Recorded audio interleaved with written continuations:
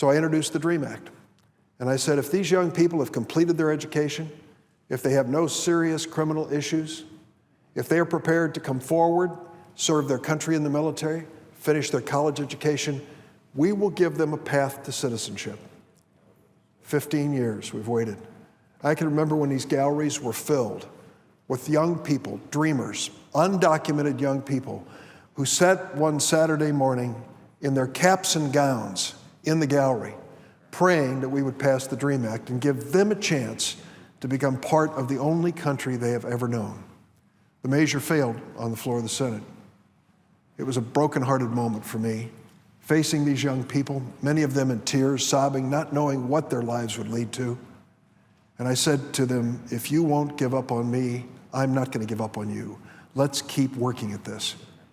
And so I sent a letter in April of 2010 to my friend, the President of the United States, who had been a co-sponsor of the DREAM Act. And I said to President Obama, can you do something? Can you do something to allow these young people a chance? Give them a chance. And he did. He came through with a program called DACA. And this Deferred Action program was really designed to give these young people a temporary stay from deportation. It's only temporary for several years. But in order to get that stay, they had to come forward. They had to register with the government, pay a filing fee, make sure all their vital information had been disclosed, go through a thorough criminal background check, and then if they got a job, they would pay their taxes as required of every person living in this country, and they would have a temporary stay of deportation to stay here, go to school, or work. Several years later, they would have to do it all over again and go through the same background check, pay the same fees.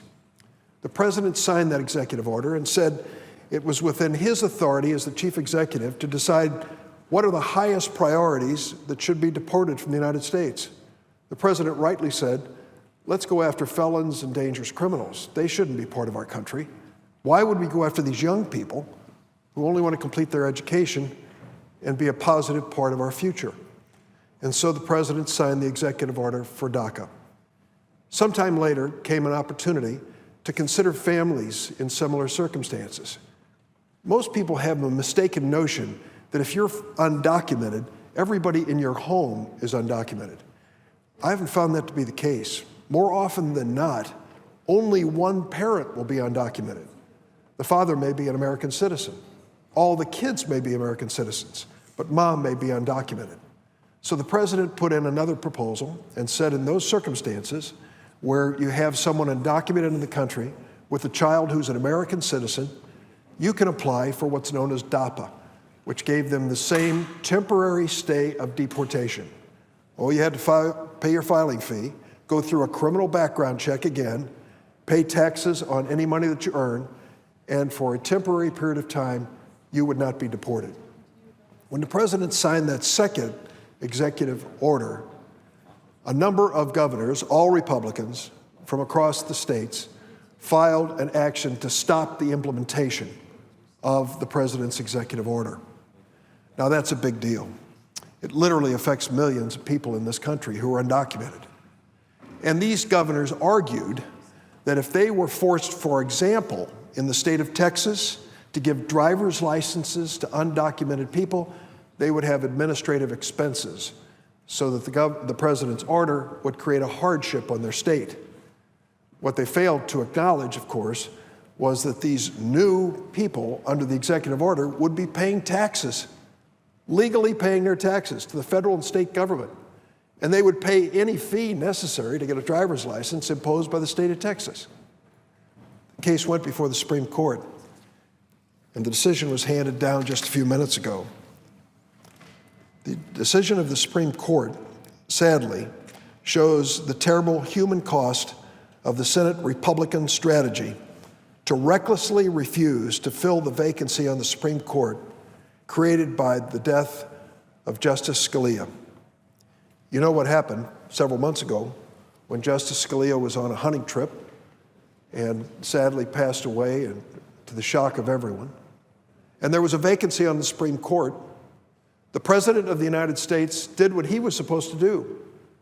You see, in Article 2 of the Constitution, there is a requirement that the president fill the vacancies on the Supreme Court. Why would the Founding Fathers put a requirement on the president? They understood that some president could play games with vacancies on the court. Said, no, you have to send your nominee's name to the United States Senate, where we will have the opportunity to advise and consent as to that nominee. The president met his responsibility. Judge Merrick Garland works for the D.C. Circuit Court of Appeals. In fact, he's the Chief Justice of the D.C. Circuit. The president sent his name to fill the Scalia vacancy. Is Merrick Garland qualified? The American Bar Association just this week said what we already knew. Merrick Garland is unanimously well qualified for the position. So the president's nominee at that point would come before the Senate. In the history of the United States, we have never, ever denied a nominee for the Supreme Court vacancy a hearing and a vote in the United States Senate. Never, until this very moment, when the Republican leadership in the United States Senate said no. We are not going to fill the vacancy because we are hoping that our presidential candidate, in this case, Mr. Donald Trump, will be able to fill that vacancy. So we'll keep the vacancy open for our dream candidate, President Donald Trump.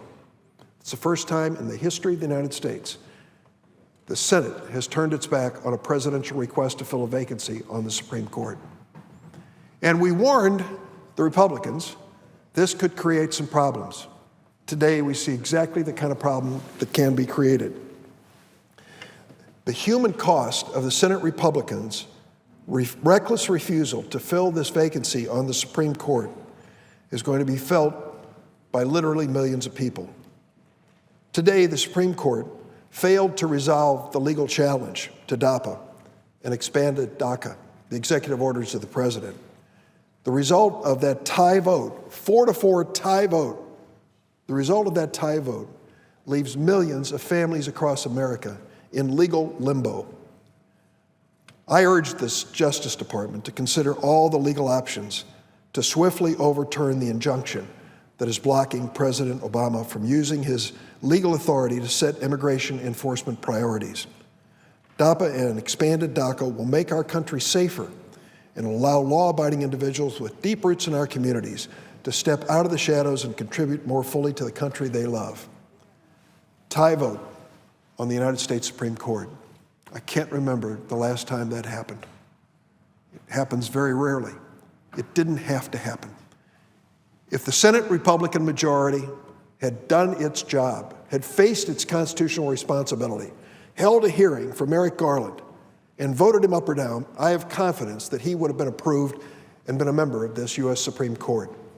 We could have avoided what we now face, a split court, 4-4, which cannot resolve critical and controversial issues. The net result of the Republican refusal to fill that vacancy is to create an injustice across America for millions living in this country, an uncertainty about their future. That is the height of constitutional irresponsibility, and it played out across the street and was announced just minutes ago. This is what happens when the Senate Republicans refuse to do their job, when they say we're going to play politics with filling a vacancy on the Supreme Court.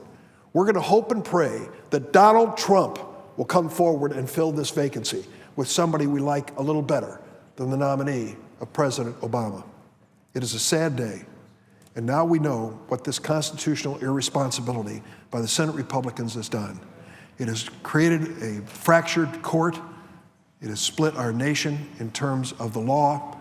It has really derogated one of the most important institutions in our government. I just hope that a few Republicans will step up and realize that waiting for President Trump to fill this vacancy is the wrong answer. We need to accept the Constitution's mandate to move quickly to fill this vacancy as quickly as possible. And in the meantime, with this split court decision, we need to call on our Justice Department to do everything possible to try to find a path toward a just resolution, which the Supreme Court was unable to find today.